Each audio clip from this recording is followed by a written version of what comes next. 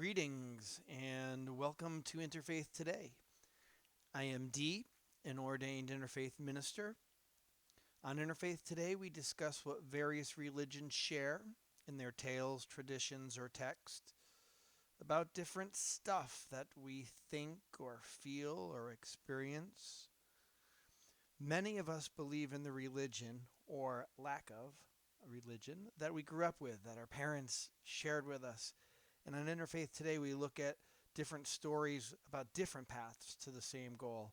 And that same goal, that same thread for all of us is joy, happiness, love. They are all the same.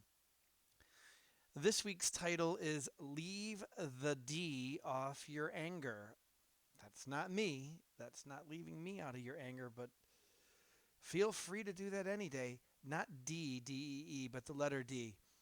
The idea of this podcast came to me when I was writing my local column for my Unity Spiritual Center. What do faiths say about anger? I'll start by reading what I wrote in the column, and it always starts out with a quote. The column is Gratitude is a Force. Love is not easily angered. 1 Corinthians 13:5. It's pretty straightforward, podcast land. I'm in the middle of a series on love's attributes, as written by Paul in 1 Corinthians 13. Love is patient, kind, etc. So we are up to love is not easily angered. Back to the column. Love gets angry. Of course it does. I may perhaps occasionally place some sort of item of, say, dirty clothing somewhere less than optimally less. Maybe on a bed I leave it, or perhaps someone's kitchen table. And Steph might get angry after a few dozen times. And most would say we could get angry. We should get angry on that. Not saying I do that stuff, but if I did, Stephanie would say to me, "Do you think we could pick up our stuff?" And if she did say that, which she doesn't, I would always reply, "By we, do you mean me, honey?" And if there was stuff to pick up, but there is never, uh, I would do it because it's loving. Of course that happens. Of course that happens, and she's very polite to me. We don't ever yell. We don't ever yell. We practice love. Yelling is easily angered. Love is not easily angered. Why do we know yelling is unloving? Because we can think. We breathe. It's not like we can go up to love and say, "Hey, divine one, buddy, is it okay if I just yell when..." There's no slippery slopes with easily angered. For the recipient of one's easy anger experiences instantly unsafe. Not cool. Love has never been angry at us. The first turn towards the light, it's the hardest. It blinds us. Bright lights, bright lights. We retreat to the still of the night. We are angrier and more unforgiving with ourselves than with any others. Do we deserve love if we have been frequently quick to anger? Eventually, we get angry enough with ourselves to turn back to that light again. And how long that back and forth cycle goes, that's our choice. When we incorporate patience and kindness with that turn,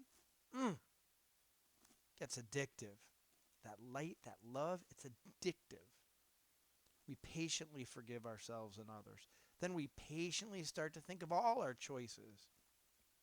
What we're going to eat for dinner, what we read or what we choose not to read. Who should we hang with? What type of dessert are we going to get tonight?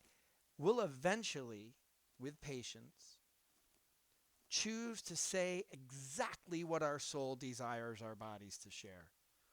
Whether we are angry with a loved one or a gloved one, whether it's a perceived boxer or we're fighting Rocky Balboa, we will choose to love.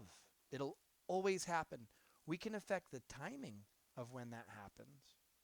by changing our thoughts, but we cannot stop it from happening. None of love's attributes can be restrained. Once we have mindfully embraced love is the birthright of all. Stephanie and I do not yell. Never have. I have before. No more. Never with her. We've made that into our pact. We've solidified that. It's just become muscle memory. When we get angry, we talk, and we're always stronger for it. There's no attack. We need no defenses.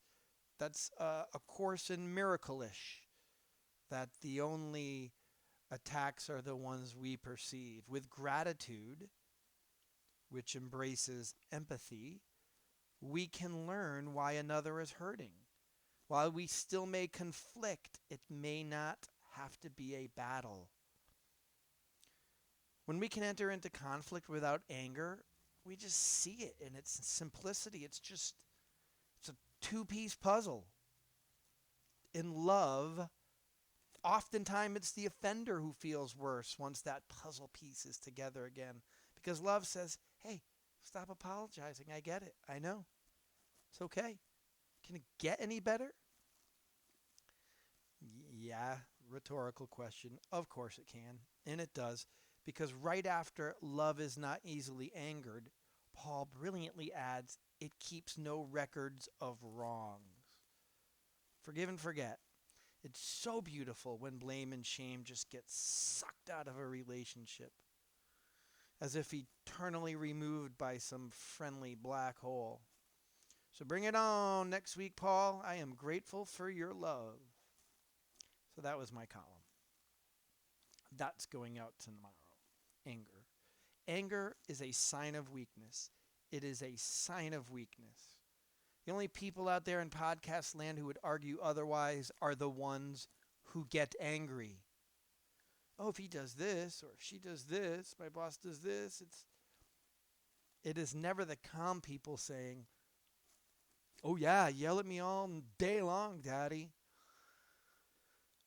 The podcast exclusive part, not aligned with my common, is a top 5 list of not commonly known peaceful religions or texts in no particular order.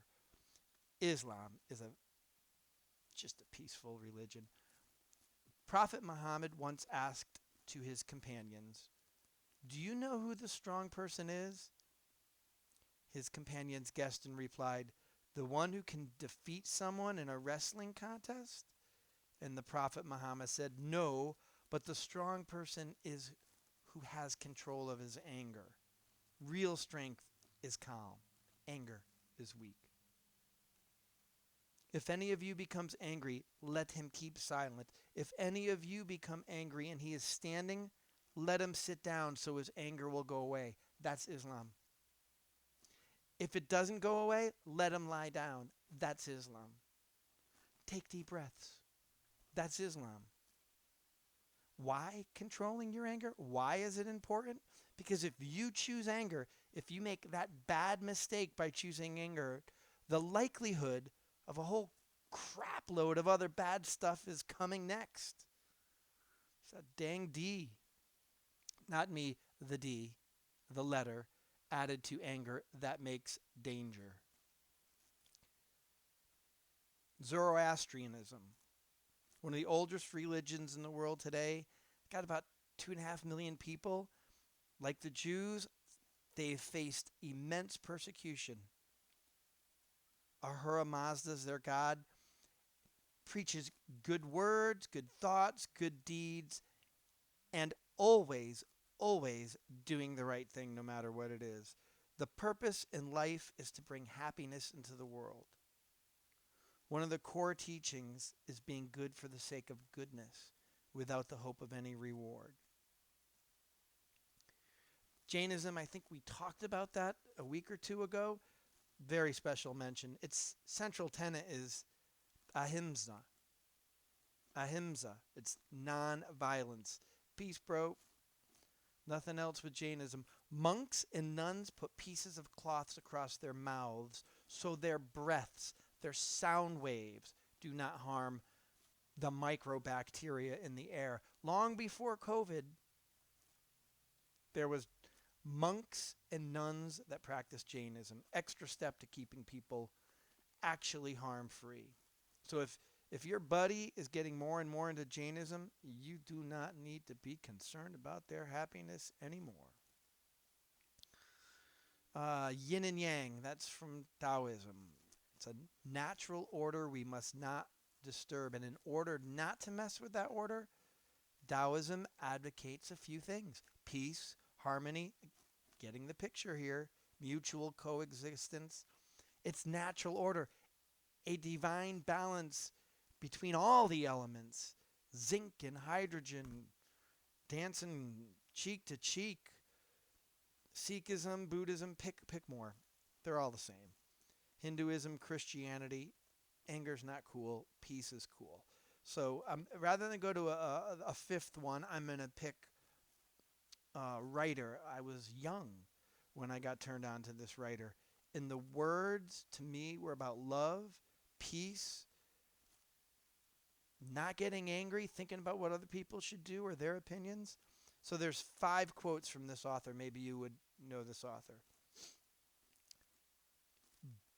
Be who you are and say what you feel, because those who mind don't matter, and those who matter don't mind. 2, you have brains in your head, you have feet in your shoes, you can steer yourself any direction you choose.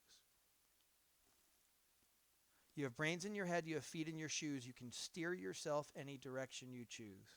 It's up to you. It's not about what is, it is about what it can become.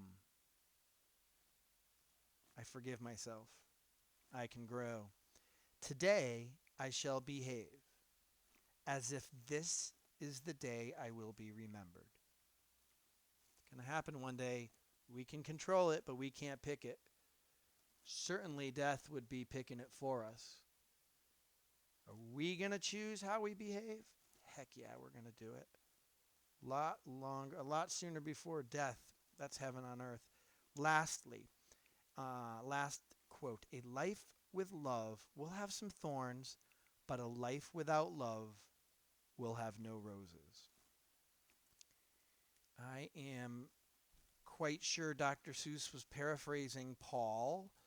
It is okay to be angry, but it is the rose that moves our soul, the flower that commands our gaze, not the thorns. When our eyes are on the rose, when our scent is moved, the scent of the rose moves us, those thorns don't even exist. And with purposeful tenderness and, I guess, mindful forgiveness, the thorns will just be brief moments meant for us to more appreciate what has blossomed. It's Christmas this week. Let our love blossom. Let's behave well. Let's not be angry. I love you. Thank you for tuning in to the podcast. This is Interfaith Today, and I am Dee. Merry Christmas.